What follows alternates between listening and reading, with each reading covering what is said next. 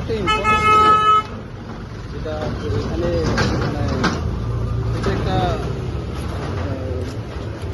কী বলবো এটা একটা আমার কাছে ইনফরমেশন ছিল যেটা যে বাইরের বা লোকাল যে কেউ এখানে একটা মানে আছে তো তার মধ্যে অবৈধ কাজকর্ম চলছে এবং কিছু তো ফ্যামিলি আমরা এসে ভেরিফাই করলাম দেখলাম এর মধ্যে মানে লিগাল মধ্যে কিছু নেই।